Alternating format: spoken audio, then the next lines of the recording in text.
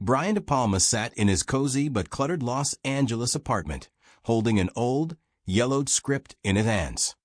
On the table before him lay a stack of fan letters, a few newspapers with headlines about his career, and an invitation to appear on Jimmy Kimmel Live, received a month earlier.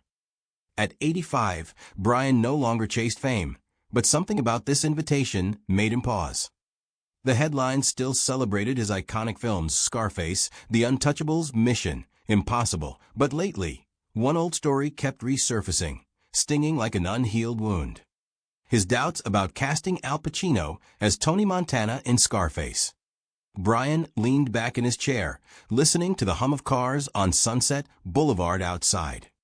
The smell of brewing coffee from the kitchen mingled with the faint scent of old paper and dust settling on shelves filled with books and VHS tapes. He knew that appearing on Kimmel's show could either be a triumph or a disaster. Social media was already buzzing. Pacino's fans were outraged by his old comments admitting he didn't initially see Al in the role, and younger directors accused him of bias. He underestimated an Italian-American icon, read comments on X. For older audiences who grew up on his films, these accusations seemed absurd, but Brian felt he had to explain himself. Not for his sake, but for the truth. He picked up the invitation from the table. "We want to talk about your career, Scarface, and of course, Al Pacino," the show's producer had written. Brian frowned. This wasn't just a chance to reminisce. It was a challenge. And he knew that in today's world, where every word is dissected, one wrong comment could ruin his reputation. 2 weeks later, Brian stood backstage at the Jimmy Kimmel Live studio. The air smelled of floor polish and hot stage lights. Laughter from the audience echoed through the curtains, while technicians scurried about, checking microphones. His suit, navy blue, slightly old-fashioned, fit perfectly, but Brian felt sweat beading on his temples. He wasn't afraid of cameras, but this time felt different. In the green room, he'd noticed a young assistant scrolling through X posts. One, with thousands of likes, read, "De Palma thought Pacino couldn't handle Tony Montana? Seriously? Who'd have been better?" Brian sighed. Back in 1983, when he was preparing to shoot Scarface, his doubts about Pacino were professional, not personal. Al was known for The Godfather, but Brian wanted something different, perhaps an actor with a less defined persona, so Tony Montana could feel fresh. He worried Pacino would carry the shadow of Michael Corleone. But the studio insisted, and in the end, Al created an iconic role. So why, 40 years later, had these old doubts sparked such a scandal? "Brian, you ready?" asked a young producer holding a tablet. Her voice was upbeat, but her eyes betrayed tension. "As I'll ever be," he replied, though his chest tightened. He stepped onto the stage to loud applause. The stage lights blinded him, but Brian smiled, waved, and sat across from Jimmy Kimmel. The host, as always, was in high spirits, but Brian sensed that behind the jokes lurked a pointed question, ready to surface. "So, Brian," Jimmy began, leaning back in his chair. "Scarface, a film that changed cinema. Al Pacino as Tony Montana, what a legend. But I've heard you weren't thrilled about him at first. Is that true?" The audience laughed, but the laughter was tense. Brian felt every eye on him. He could have brushed it off with a joke, but something in Jimmy's tone, and the silence that followed, told him this was a moment of truth. "You know, Jimmy," he started, choosing his words carefully, "when you're a director, you're always second-guessing. It's part of the job. I didn't doubt Al Pacino's talent. I doubted whether he could become Tony Montana without staying Michael Corleone. But I was wrong, and thank God the studio didn't listen to me." The audience erupted in applause, but Brian noticed Jimmy leaning closer.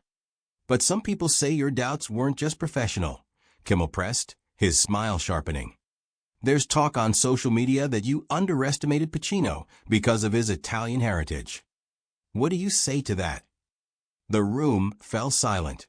Brian felt his face flush. This was an accusation he hadn't expected. Bias?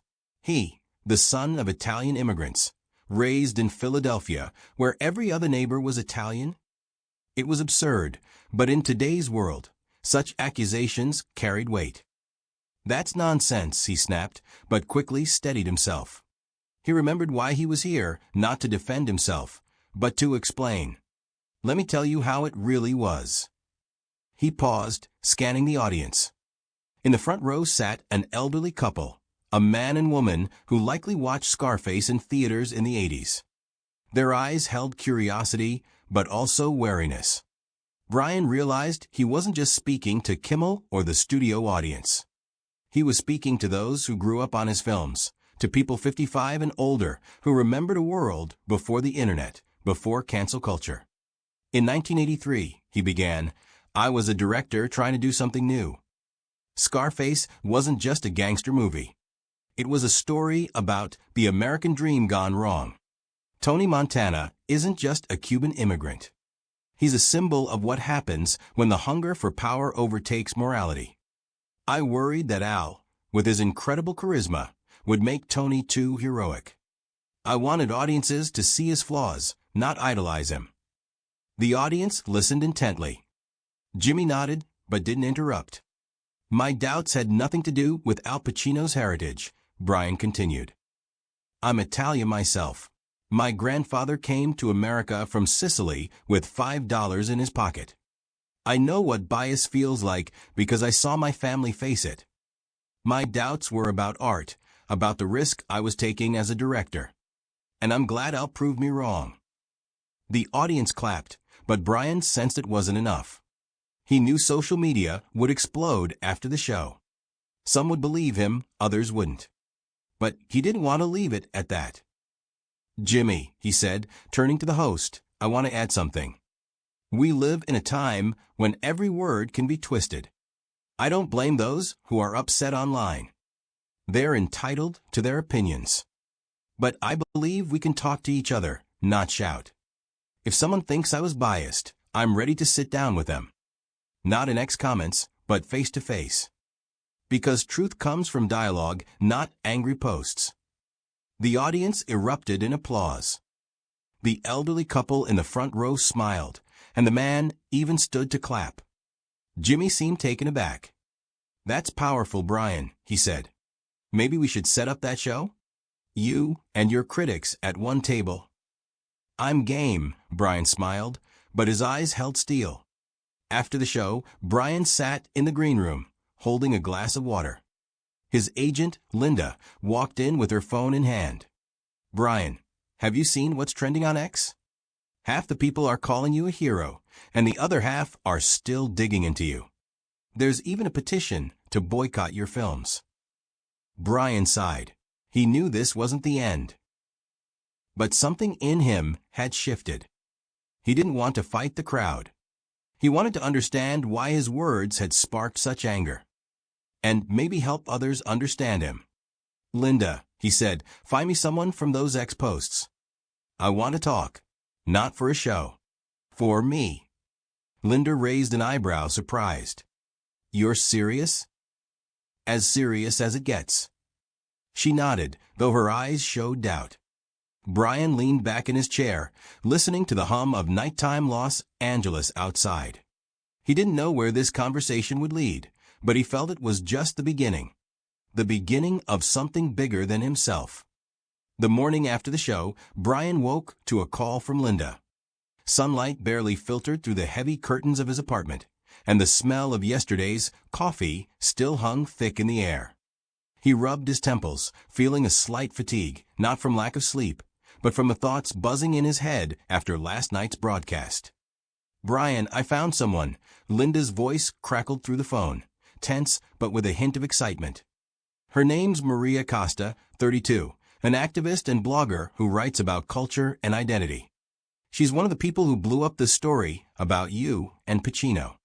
Her ex-post got 20,000 likes, and she's agreed to meet. Brian sat up in bed, holding the phone closer. His heart beat faster. He'd expected something like this, but the reality hit like a cold wave. "Where and when?" he asked, trying to sound calm.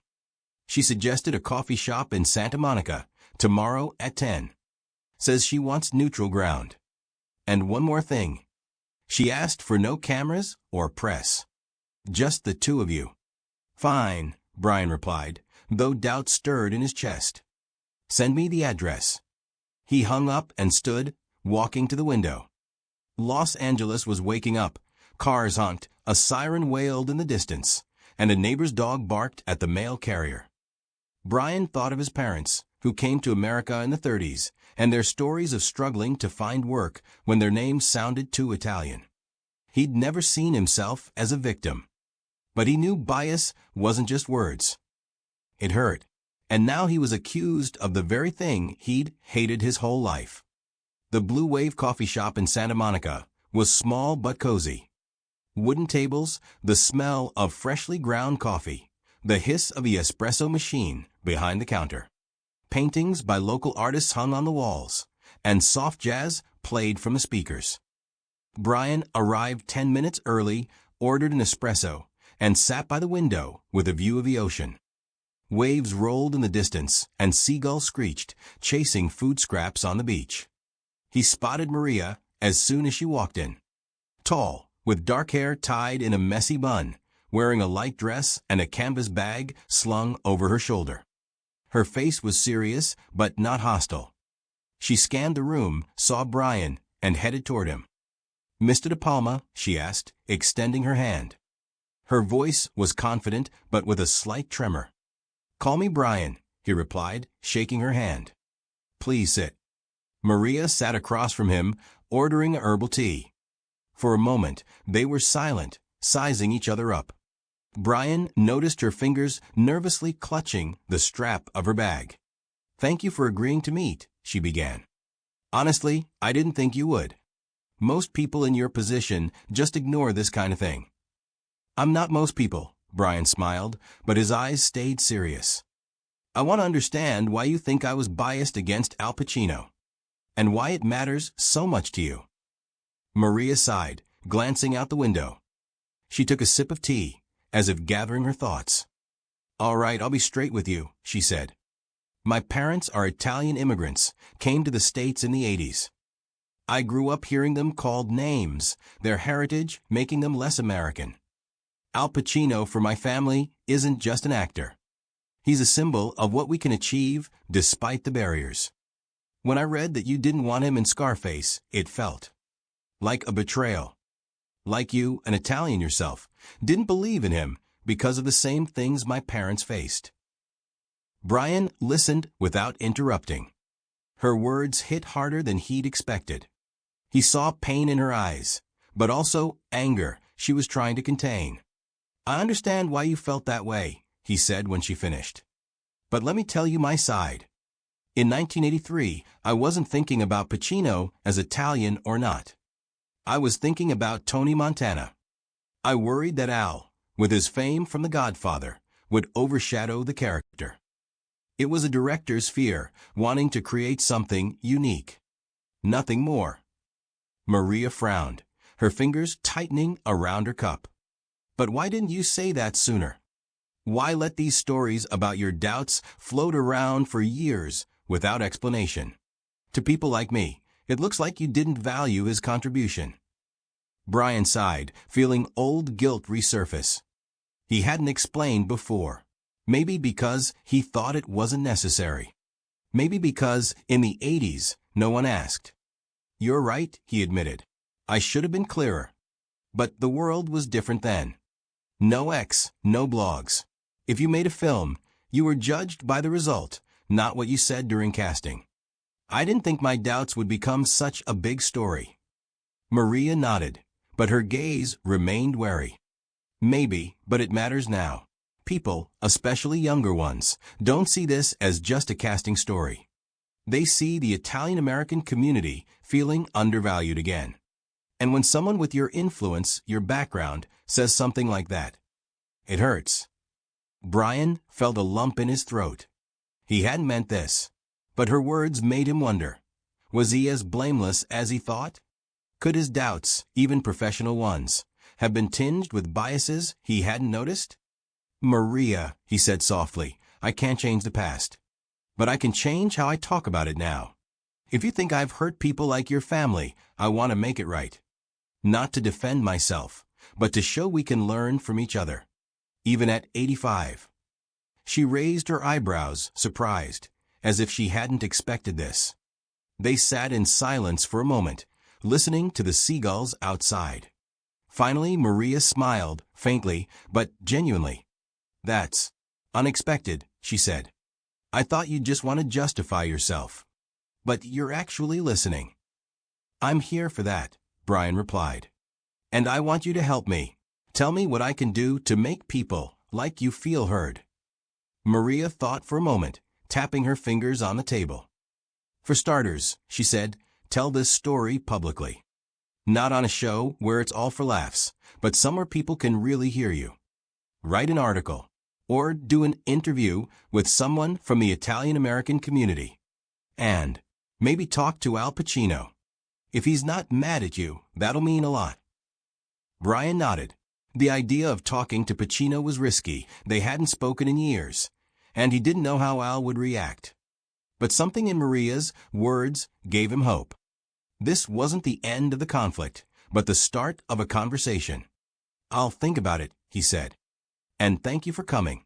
This wasn't easy for either of us, but I'm glad we talked." Maria stood, extending her hand. "Me too. And you know, I watched Scarface with my parents when I was a teen. It's one of their favorite movies. They'll freak out when they hear I talk to you." Brian smiled, shaking her hand. "Tell them this old director's still learning." That evening, Brian sat in his apartment, holding the old Scarface script.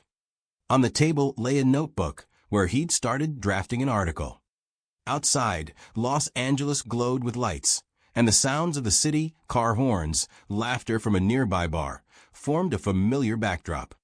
He didn't know if he'd reach Pacino or convince all his critics. But he felt he'd taken a first step. And that step, however small, felt like the start of something new. He picked up the phone and dialed Linda. "Linda, get me Al Pacino's contact. And I want to do an interview. Not with Kimmel. With someone who knows what it's like to be Italian in America." 2 months had passed since the meeting with Maria in the Santa Monica coffee shop. Brian sat in his apartment, holding a fresh copy of The Hollywood Reporter. The cover blazed with a headline, "Brian De Palma and Al Pacino. A conversation on Scarface, bias, and forgiveness." The article, co-written with an Italian-American journalist, had become a sensation. But for Brian, what mattered more was what happened before its publication. After his talk with Maria, Brian felt he couldn't stop. He reached out to Linda, and within a week, she arranged a meeting with Al Pacino. It wasn't easy. Al, now 85, rarely gave interviews and avoided flashy events. But when Linda passed along Brian's letter requesting a personal conversation, Pacino agreed. They met at a quiet Italian restaurant in New York, far from lights and cameras. Rouse smelled of tomato sauce, fresh basil, and aged wood. Golden lamplight reflected off red tablecloths, and Frank Sinatra's voice hummed softly from the speakers. Brian arrived first, nervously tapping his fingers on the table. He hadn't seen Al Pacino face-to-face since the Scarface premiere in 1983. Back then, they'd exchanged polite words, but a silent tension always lingered. Now, Brian wanted to clear the air. Al walked in, leaning on a cane, but with the same charisma as in his youth. His eyes still radiated sharp intelligence. He smiled when he saw Brian and sat across from him. "Brian, you look like you're ready to shoot another gangster flick," Al joked, his voice raspy but warm. Brian laughed, feeling the tension ease. "Maybe I'm old, but I can still hold a camera steady. Thanks for coming, Al." They ordered pasta and a glass of red wine. For the first few minutes, the conversation was light, memories of a shoot, stories about Oliver Stone rewriting the Scarface script in a frenzy. But Brian knew he couldn't avoid the heart of the matter. "Al," he began, pushing his plate aside, "I want to talk about what happened back in '83.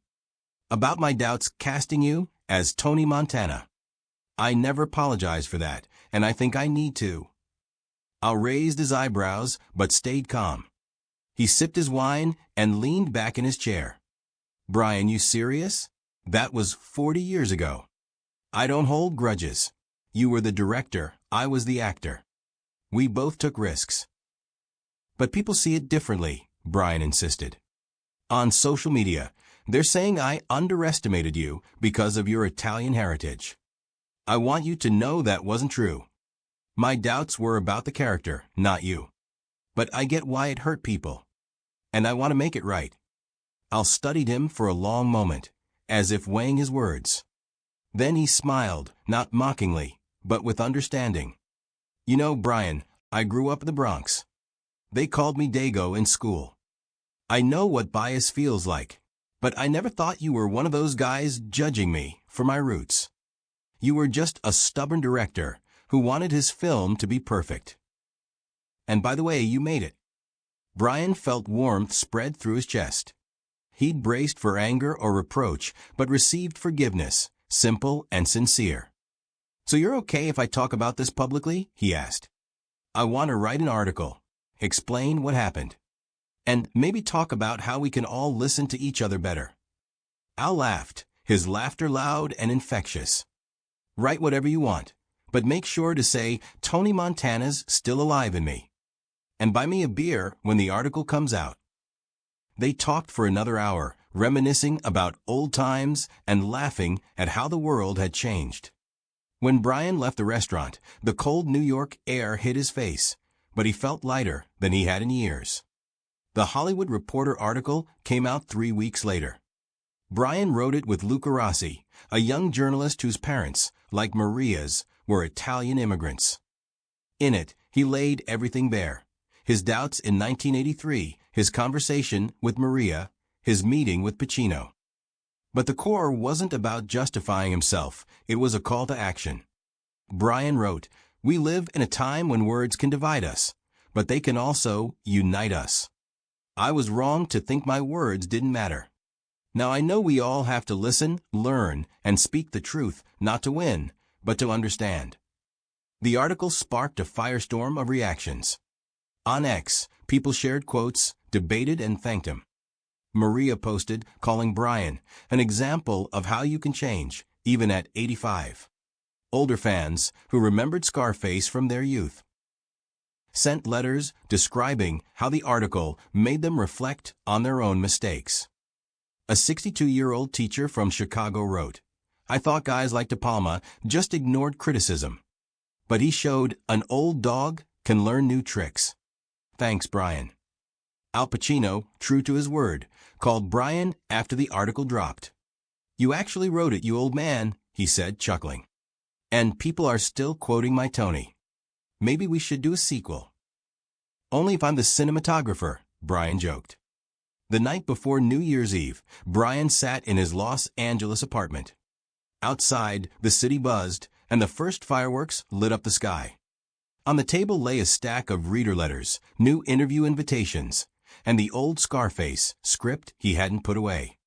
Nearby stood a framed photo of his parents from the 50s, smiling and holding hands in front of Philadelphia's Italian neighborhood. Brian raised a glass of wine, as if toasting the empty room.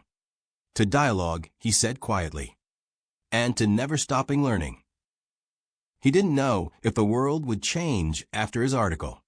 He didn't know if everyone would forgive his mistakes. But he felt he'd done what he had to do.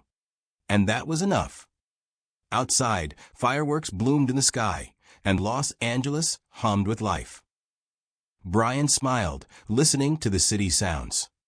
This wasn't the end of the story, but a new chapter, open, hopeful, like the first frame of a new film. Linda laughed through the receiver. "Brian, you never let me rest. But I'm in." He hung up and looked at the script. On the first page, written in 1982, was his signature. Next to it, Al Pacino's name, crossed out and rewritten. Brian smiled. Maybe this wasn't just a movie. Maybe it was a story, still unfolding.